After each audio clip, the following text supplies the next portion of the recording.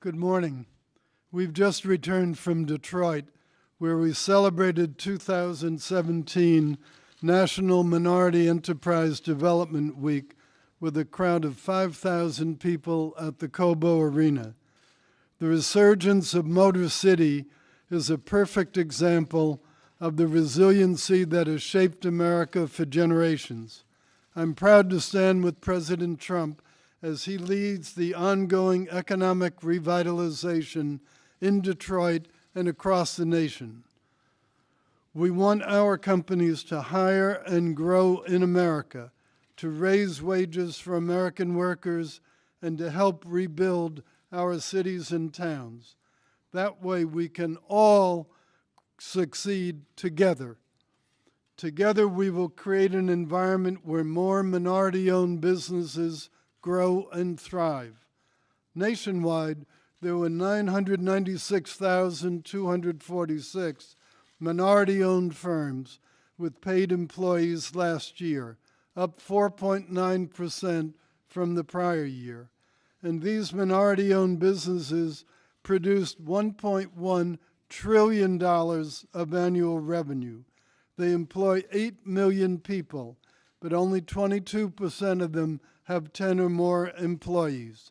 So there's plenty of room to grow. But we know that minority entrepreneurs are up to the task. And so we're honored to be joined today by 9 of the winners of the National Minority Enterprise Development Week Award.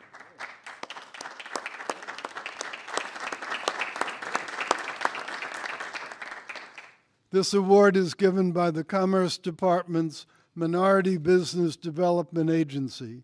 The MED Week Award winners embodied the entrepreneurial spirit that made this country great, and we intend to clear the way for them to innovate and expand even more.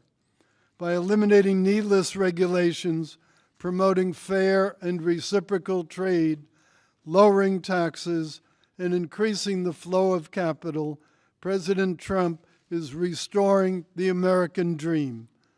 President Trump's tax plan will make our system simple and fair and help American businesses become even more competitive.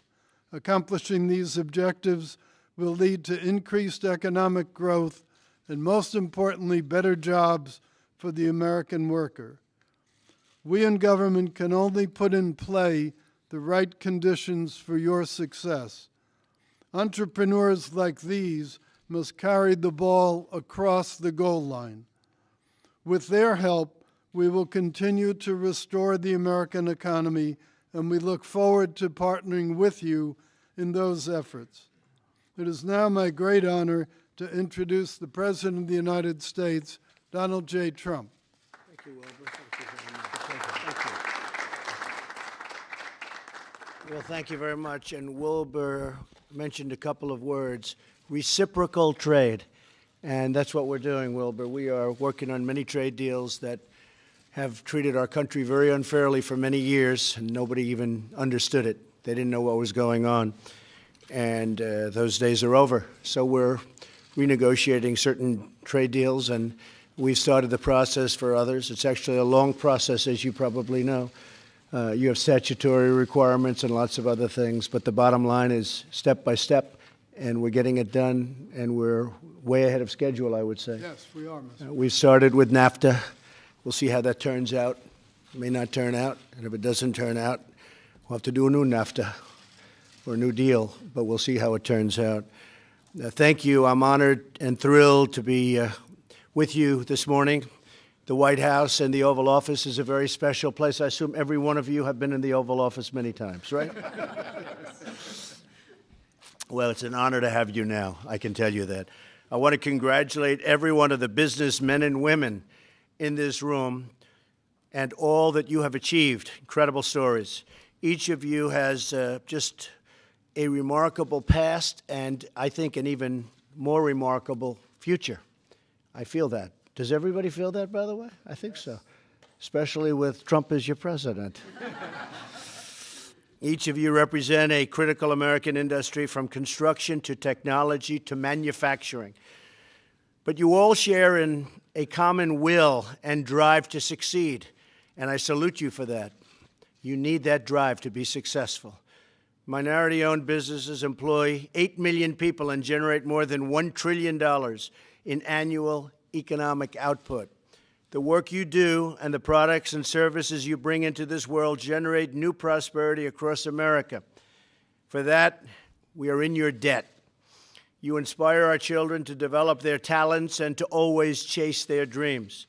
You carry on our nation's proud legacy of innovation, and you breathe new life into the American spirit. A recent Department of Labor report showed the fewest jobless claims since 1973. Think of that, 1973. We just had a report. We have the fewest jobless claims. My administration, I don't think the press, I tell that because the only way I'll get the word out there is if I say it, because they'll never say it.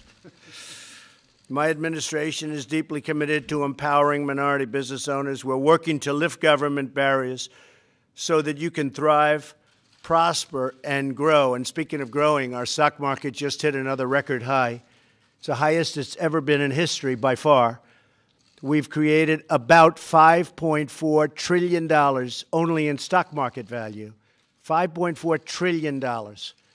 And we're very happy about it. And a lot of jobs. We have the lowest job number since, I believe, 16 to 17 years, Wilbur, right? Yes, about 70. Lowest unemployment. We're doing really well. We're doing well, which makes it better for you. As a candidate for president, I pledge to fight to deliver opportunity for every community in America. All American children, from the Rust Belt to our inner cities, deserve great schools, safe neighborhoods, and access to high-paying jobs. And I talked a lot about the inner cities on the campaign, and there's tremendous potential in the inner city, and we're working on that very, very hard. Critical to creating this future is reforming our tax code to produce new investment and development in our country. We must bring back our jobs and rebuild America's cities and towns, which is what we're doing. It's time to take care of our country and fight for our families. At the center of our America First agenda is our commitment to ensure every child in America has a future of security and a future of hope. We are one of the highest taxed nations in the world, anywhere in the world, one of the highest taxed, costing us millions of jobs and trillions of dollars. Our tax cuts will restore America's competitive edge and lower the crushing tax burden on the American people. It's also going to bring back, if we get this passed, which I really believe we will, I think we have to as a country, it's going to bring back, I would say, $4 trillion back into this country, which right now cannot come back. It's being spent in other countries. Money that wants to come back into the United States cannot come back, but under our plan, that money will flow back in. It'll be very quick, and it'll be very easy, and it's a lot of money. Nobody even knows the amount. It was $2.5 trillion a few years ago, so I would say now it's got to be close to $4 trillion or maybe above that number. We'll find out soon because it's going to come back very, very rapidly. Under our plan, more than 30 million Americans who own small businesses will get a 40% cut to their top marginal tax rate. This will be the lowest rate in more than 80 years. So this will be the lowest rate you have in more than 80 years. That's 1931 is the last time there was a rate this low. We're going to massively reduce the corporate tax so that companies stay in America, move to America, and hire right here in America. In other words, they stay in America and they don't fire their workers. That's what we're about. Our plan can be summarized in 3 simple words: jobs, jobs, jobs. The award-winning business leaders here today represent the best of America and our determination to succeed and to grow. Together, we're going to ensure that more American citizens can unlock their potential, of which they have tremendous potential, provide for their families, and live out the American dream. Again, congratulations to all of the awardees. It's a tremendous achievement, a really tremendous achievement. I have great respect for you. And thank you, God bless you, and God bless America. Thank you very much. Thank you very much, everybody.